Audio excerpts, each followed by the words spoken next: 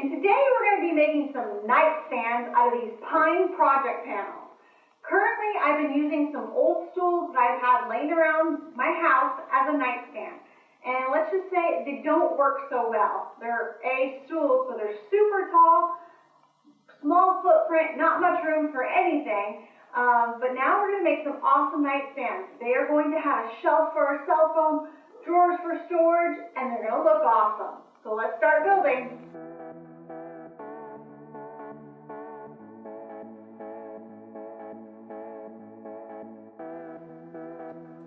First up was to unwrap the project panels. These are basically little pieces of pine that are all glued together to make one bigger piece. I could have milled this myself, but this just saves time and money with the way lumber prices are currently.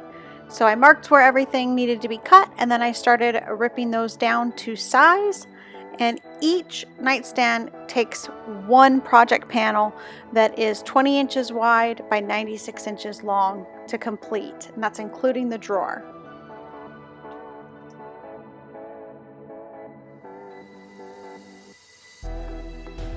The nightstand's only 16 inches deep, so I did end up ripping some of those pieces down a little bit more to their final dimensions on the table saw. Then for joinery, I'm going to be using pocket holes, and I'm actually testing out Craig's new pocket hole jig, the 720 Pro. But before I drill any of those, I like to go through each piece and mark where I'm going to be putting the pocket holes so that I know which direction they're going to face, if I'm going to need to fill them, just getting my game plan so that I make sure I get the holes in the right place. When I have all that, it's time to start drilling. And while I was drilling these pocket holes, some of the features that I noticed that I liked on it is it has onboard storage for all the drill bits on the back side that you can see there.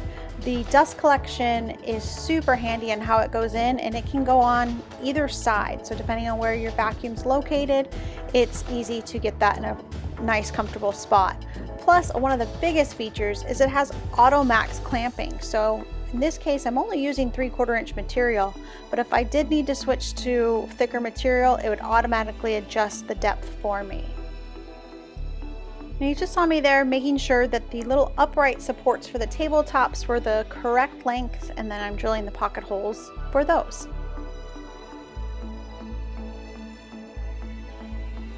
And I just want to give a shout out to Craig, the sponsor of this video, and their new pocket hole jigs, the 720 Pro and the 520 Pro. They have so many excellent features, that AutoMax being one of them, the onboard storage, the stops that you see there, the dust collection. You can situate these sitting how it is or flipping it over. The drill bits have things on it, just some awesome new features, and highly recommend you checking them out if you're in need of a pocket hole jig. I have more details about that on my website, but now it's time to start assembling these nightstands. So I am using wood glue, and you'll see here that I'm facing these pocket holes towards the outside. You might want to face yours towards the inside if you do end up making one of these, but mine's going up against a wall, and I didn't want to see it from when I'm in bed looking at pocket holes, and I also didn't want to fill them if I didn't have to. But I'm using some right angle clamps, which are great when you're dealing with pocket hole joinery. They actually stick into the pocket hole and secure everything tightly while you screw in a different screw. And now I'm using some scrap pieces just to make sure that I'm getting the right height on the shelf. Once the shelf is installed, I did end up recutting these pieces for the back support to make sure that they were perfectly the same height as the other side. More wood glue and pocket hole screws to attach the top.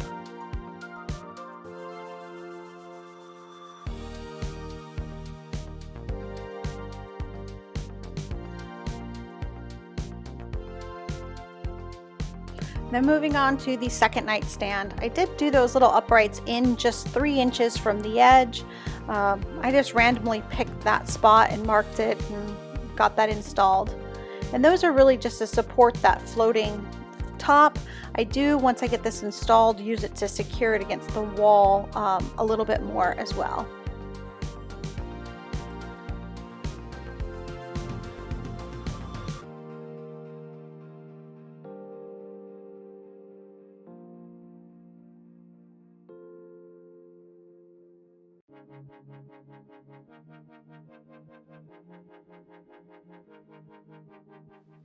And just like that, we have 2 of the nightstand carcasses assembled. So now it's time for drawers.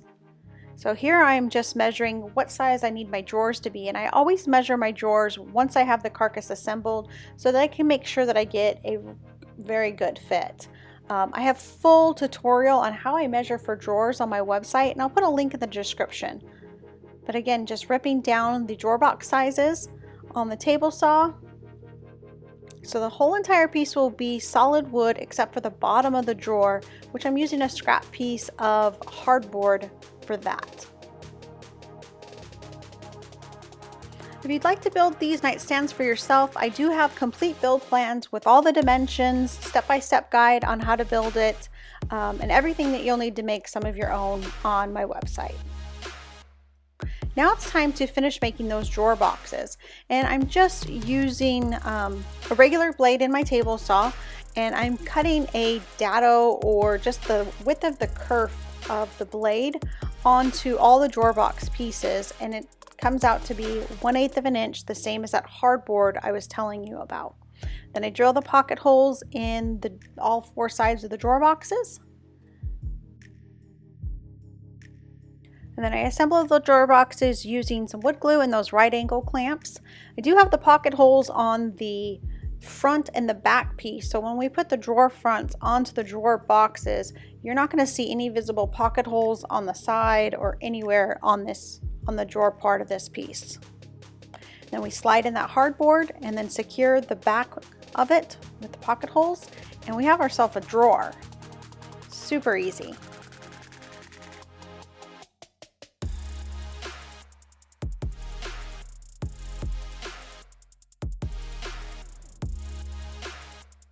Now one more drawer box. You'll note too that I put the drawer box, the dado or the recess, up 1/4 of an inch from the bottom. So once that's in there, you have about 3.5 inches of depth inside the drawer itself.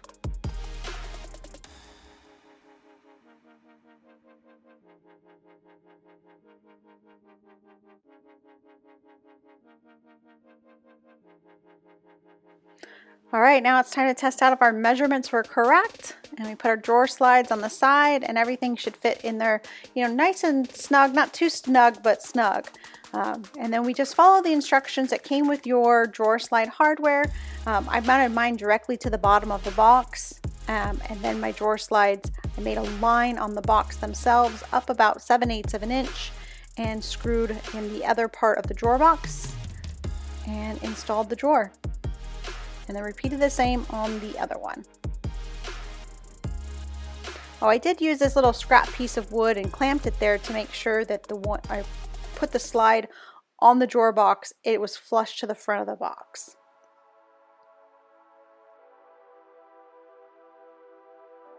I don't care how many times that I've made drawers, to me it always is something that needs to be celebrated. It's just one of those things that feels good, kind of like making, and deserves a happy dance for sure. Now that our nightstands are built, it's time to secure them to the wall, and I'm going to be using a French cleat for that. It's basically a piece of wood cut at a 45-degree angle on the table saw. I secure one side of it to the nightstand and the other side of it to my wall, and it just sits flush together up against the wall. I did end up putting another screw with an anchor through that top support piece that you see, just to make sure it was extra tight against the wall, but I don't know that it's needed. And then I installed the drawer fronts and the hardware. If you don't know how to do that, I have an excellent tutorial on my website for that as well. But once that's done, we have some awesome floating nightstands. I love how they turned out. I love that I can vacuum under there and get all of Oscar's hair. I hope you guys enjoyed this video as much as I did making it. And no more yellow stools. If you did like it, go ahead and hit that like button and make sure you're subscribed to my channel for more building awesome adventures. And remember, build loud, build wild, and have an awesome day.